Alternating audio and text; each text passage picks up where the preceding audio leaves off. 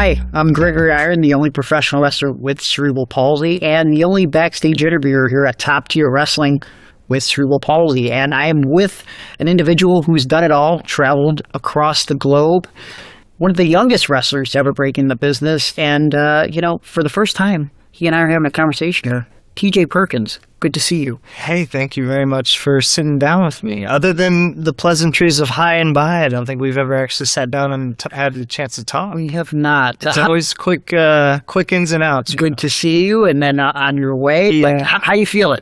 Good. A little tired. I've traveled a lot lately this past couple of weeks. And mostly because I've been chasing my two little kids around. Oh, yeah. I didn't realize becoming a dad, it's like you become like a 5-generation past iPhone. Like your battery only goes up to 80%. Sure. It's done by noon. Yeah. And it just, man, they zap the energy out of you. How old are the kids? My youngest is about to turn 2 in a couple weeks, and the oldest is 4. So they're at a tough stage where they outrun me quite a bit. Has the 4-year-old picked up on 6'7" yet? No. Okay. Thank goodness. He is. I feel like he's playing down to his brother a lot. Okay. So they're both in this like Sesame Street stage where I'm like, okay, we haven't had something like that. But see, their mom, like my wife, she's a little younger than me, and she's very like TikTok generation person. Okay. So as much as I wait for them to may or may not pick it up, they'll pick up all the stuff because she's doing cat's eye dances in the living room all the time. Yeah. Do you feel like, because we're older, we don't have to tell our age here, but like it's to the point where I feel like it's almost like a bit where we become the almost 40-year-old men, you know what I mean? Where it's like you gotta like, we're kind of out of touch with what the kids are doing. Oh, I'm waving fists at clouds already. I'm 41. You don't look it. Well, I'm vampire's not a gimmick. There you go. Yeah, no, I've been blessed with Filipino genetics that I'll look 25 and then one day I'll wake up and I'll look like Mr. Miyagi. Oh, wow. Yeah, that's I'll never know when it hits. Sure. So it'll come out of nowhere. Yeah. As far as your wrestling style has gone, like I feel like you haven't slowed down at all. Are you feeling it at this age, or? No, I feel it when I go to Mexico because the elevation, God, that just kills me. Oh yeah. But no, it's not too. I mean, every time I get a chance to work with somebody new, and especially when it's somebody that's like well-traveled, I often will get, like the older I get and the bigger like a body of work gets, I guess, sort of thing. I started to get where a lot of times they'll say, well, I can't do all these things that I've known you to do. And I'm like, I can't do all the things that I'm known to do. It's just really good magic. Yeah. If I had even an ounce of the talent, physical talent that like, say like a Ricochet or like Ospreay is like my brother. I mean, good God, I can't. I am all smoke and mirrors. So not only have you been doing this at a high level for a long time, you've been doing it longer than most at your age because you started at 13. But does it feel like you've been doing this 30 years? No. Because it just seems like such a long time, right? You know, when I think of like that, I think of guys like God, Jerry Lawler or something. You know, it's like, God, this guy's been wrestling. He's seen so much. But I think more than thinking about the time, because it doesn't feel like. I mean, I tell people all the time, it feels like I'm the kid that meandered into carrying bags for the older boys into a show, and they said, "Hey, you got to jump in the opener." And oh God, I'm starting this already, and we're 13, and I blink, and 41. Yeah, so it doesn't feel like 30 years, but I think that coming in at a unique time because I was a 90s guy, so then like the things that I've seen span this generation where like I came in when it was guys like, say, like Guerrero, Jericho, Benoit, Malenko, like these guys in their prime, Liger, and they're in their prime, and like the attitude, like Steve Austin, Shawn Michaels, these guys are in their prime. So it started like 1998, and then as the generation turned over, like it became the indie generation really fast. By 2004, this whole boom and different people are in, and so it's like I witnessed that, and then you get like that, I guess, like the postmodern indie era where now it's like that first, like X-Men First Class is done, so now it's like you got the Adam Coles and Alex Shelley's and like you have these guys that start to carry the back half of the 2000s, and now they're the old dudes, like where it's like they're the classic acts now, where now they've inspired this generation of guys like, say, like the Trey Miguels and things like that. And so seeing that changeover is like, it doesn't feel like 30 years, but it's like I used to look at my grandmother like this, where it was like you were born at a time where you kind of just witnessed all these things in the world come up, where it's like you saw like a war. You saw like the telephone turn into like fax machines and cell phones, and like, air conditioning in like houses became a thing, and it's like, what was life like before television? Yeah. Like you grew up listening to the radio, like you listened to your cartoons, you know what I mean? Like, yeah, that's crazy to me. So that's, in wrestling terms, I feel like I have a unique period where I started to have I'm like the R2D2 of, like, if wrestling is Star Wars, I'm like R2D2. Yeah. So when you think about the change in wrestling, being kids that grew up watching in the 90s and everything, some might argue at our age that wrestling was better back then or whatever. But like when you think about, with all you've seen, what do you think is better about wrestling now compared to 1998 when you broke in? I think that guys can learn quicker now. I don't think they always learn. I in a way, I feel like they learn less, but their capacity to learn quickly, when it's like, hey, if you please apply yourself and understand. And now we have these examples from past generations, and it's like, oh, I get it. I could just do it like this, and because that became, and then they learn a lot faster now. So like the last, however many years, I've become like put into like more of a mentor role, where I do a lot of coaching and things, and people's capacity for learning now is, I feel like, way better than it used to be. Unfortunately, the foundation has become so like covered with ivy, so to speak, and now people don't bother to learn it, or like I don't want to say refuse to, but in a way refuse to. Sure. But when they apply themselves, they're much sharper than I feel like they used to be. Yeah, like everybody, I wish I picked up stuff half as quick as the kids now. Now, if you had to pick out like one thing that you wish was kind of like it was in 1998, what would that be? So something that's great, I was just talking to somebody about this in the locker room today, is in Mexico, they still root for winners and losers. It's a way that their art has communicated to its audience.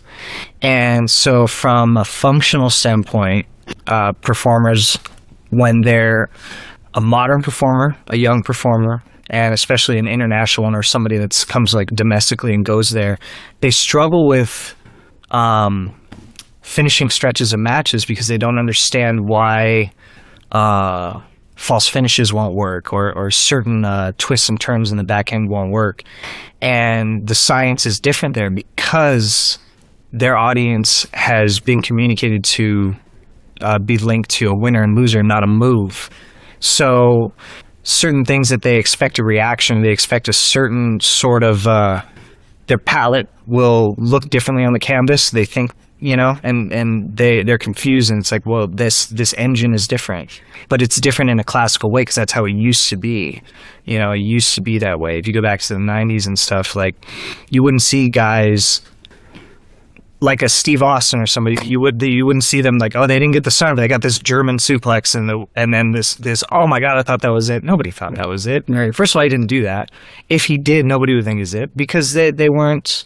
The art wasn't communicated in that way at the time. They wanted a winner and a loser, and you were rooting for the home team. Yeah. You know what I mean? And so it didn't matter if you won on a free throw, a 3-pointer, whatever. If that was your thing, then you knew the 3-pointer was coming. But more than anything else, you're rooting for a winner and a loser. I feel like that's a little bit lost part of the art. And sometimes when guys struggle today, even with the way that audiences change, in a way it's still the same, is that they don't understand why it's changed. And so sometimes a lot of guys struggle with that back end, I feel like, because they don't understand that even though the game, the translation has changed from winners and losers to certain specific dramatic elements, it's like there's still a foundational thing where subconsciously it's like you as an audience, you're smarter than you think you are. So you know what you deep down, even though you don't really know on the surface, deep down you know. I say that all when this can't be the end of the movie, you know. And so it's like you're not going to give yourself, like, allow yourself a reaction to consuming this art, like on an instinctual level. You know what I mean? Yeah. That's something that as it's evolved, certain foundational elements were removed from the textbook, like the lesson plan, so to speak. So some young wrestlers, they struggle with that part. But, you know, like I said, young wrestlers today, I feel like have a capacity when they apply themselves to be sharper. So you can explain that, and then they say, oh, okay, now I get, I'm programming this a little bit wrong. Yeah. And then they start to pick up on what helps them answer certain questions. It's cool to see the light bulb. Yes, yeah, because it's like, man, like I don't want to tell you how to paint your painting. However, if you flip this here and you think about you're drawing these lines for a specific reason, trust me, the backdrop is going to look the way that you want it to look. The reason you're not getting it is because you're not anchoring it in this or that or whatever. And then when they do it and they see it, like, I feel like it's a win for me. I'm like, wow, man, like I miss this feeling, you know. And some days when I can't figure it out, I'm like, I love seeing other people figure it out. The beauty of the art of wrestling is what it is one of the things that keeps me coming back, right? It's like a reminder of what we do, just like taking those puzzle pieces and making it make sense, and the idea that you can put them in different areas and still make it make sense, right? Like, depending on your audience.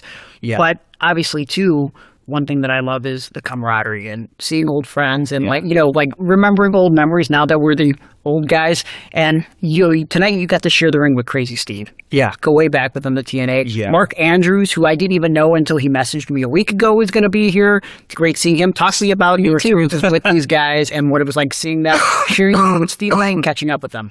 Oh, we used to call her, because Mandrews and Steve and I, we used to room together when we were in TNA, and this would be around the 2013 to 2015 era, when I was Suicide, and they were part of, like, the new generation of like X divisioners coming in, and so we used to room together. We used to call ourselves 2.0. We had a stable that wasn't even a real stable, just a rental car stable. And in fact, we had this great picture that we took one day in the hotel room, a little group picture that Steve wouldn't let us post because he's set in his old-fashioned ways. Sure. But it's been 10 years, so we just recreated it tonight. So it was really great to see them again. Once we kind of went our separate ways from TNA, like Steve, I had only seen sparingly. Mandrews, I almost didn't see at all. And so, yeah, it's been years since I really got to hang out with him. So it was really, really nice. And especially getting in the ring with Steve, because he's such a silly goose. I can never out silly goose. So that was really a treat for me tonight to do that. You've spent a lot of time in Ontario over the years. Did you... Geez, I don't know why I can't remember. Did you work for UWA when that was the thing? You did? Yeah, I did. I actually lived in Caledon. Okay. For, I don't know, winter season, so probably maybe 6 months, 8 months, something like that. I lived in Caledon with the two brothers that promoted UWA. Yeah.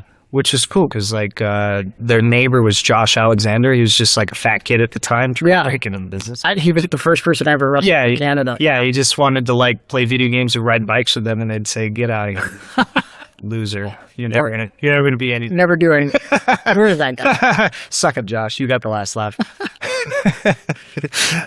God, Josh. Side note, he's one of the greatest people I've ever been in the ring with. Same. If not the greatest. So he's way up there for me. But no, yeah, UWA was great. It was kind of a cool nexus for, like, a lot of guys meeting. There's been two really big nexuses for me that I've kind of witnessed. I'm talking about, like, my, like, witnessing generational gaps.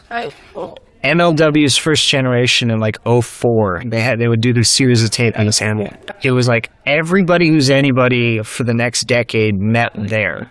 Like Sanjay Dutt, Chris Hero, and like Low-Key, and the Inoki Dojo guys like me, Danielson, Rocky Romero, Ricky Reyes, Bobby Quantz, the Hart Foundation New Age guys. You know, you had TJ Wilson and Harry Smith and Jack Evans and Teddy and like all these guys. So many people, they all met for the first time at those shows, and then later on, I feel like a lot of people met for the first time at UWA, because I want to say that was one of the first times I really met like Kevin Steen and like Generico and like there's a lot of guys that kind of met for the first time on those shows, which I thought was really cool. Yeah, I think it created something very special in Ontario. And so now, for the past 3 years, we got top tier wrestling happening. Yeah. This is your second time here. Just going out there and performing from the crowd, getting to mingle with the locker room. What do you like about top tier wrestling? What do you find special about the atmosphere? Well, tonight I didn't realize how much of a pizza party it was out there. Yeah. So they probably got like, I don't know, 600-700 people in that ballroom. And it wasn't until I got in the ring I realized half this audience is at folding tables with kids and pizza. Yeah. Like, I mean, it was full on, Charles eucalyptus cheese out there. It was crazy. Yeah. No, this is my second show for them. The first one I did was maybe the last one, or it's not too far back, like a month ago. And they had a good house then. They had a better house tonight. And like I said, like, I mean, I don't know what the exact number was, but 6, 7. I mean, like, that's a hell of a crowd at a time where we are now, I think, with independent wrestling, post-pandemic, and like it hasn't felt exactly like a boom period the last few years, and it's such a great like foundational audience that they have, and I love that. I really love coming across places that have like a grassroots feel to what they've built and promoted and linked together, and so it's a wonderful audience to be in front of, and this is a great town or not town, but region to wrestle in. Yeah, I've always really liked coming out here. Now it's a little harder because I'm a Dodger fan, so they don't really like that. No, not at all. But no, it's always been one of my favorite places to be in. Before these last two top tier shows, I hadn't. God, the last time I'd come was for like Forbidden Door. They did one in Toronto, and like it doesn't feel the same, It's because that's such those types of settings. It's like the Walmart of the industry, you don't feel like you're going to a real store, right? So I mean, these types of cards are awesome. And they book a hell of a show. I mean, that locker room is no slouch. They have really, really, really great talent in there. Yeah. Well, hopefully, we'll be seeing you a lot more here at Top Tier. Hopefully, if I make the cut, I think you'll be fine. What are you talking about, dude? But in general, so like I climb this way. You've been everywhere. You've done everything. I feel like you got some more in you to do some more stuff. Do you have any goals left to like check off? Or are you just having fun? Are you trying to, sort of hand down some of the lessons you've learned along the way to younger guys? Like, what are the goals for you now?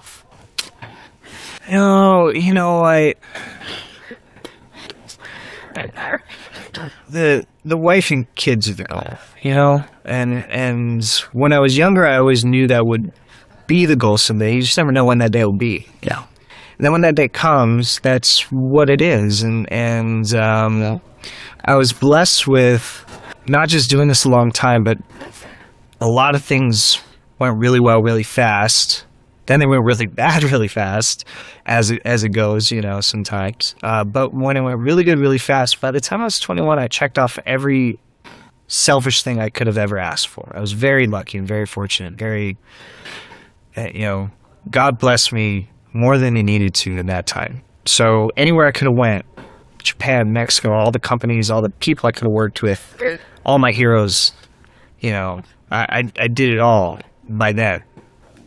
And since then, for a long period of time, it was just like, but now I'm just having fun. I'm going where I want to go, and doing what I want to do. And then you have the family, and now it's really like how does everything that I put in to build this to be good at this trade, which, when you're young, you don't think about that. You don't think I want to be a really good carpenter or whatever. But it turns out that I was very blessed and lucky to be a really good carpenter. And now it's like, how can carpentry take care of this family? And then getting a little bit further into that, you start to realize, well, you got a lot of time left. So now it's like, you do get to do a lot of fun stuff. You do get to do a lot of selfish things if they come up, but you also get this obligation of being able to hand it down.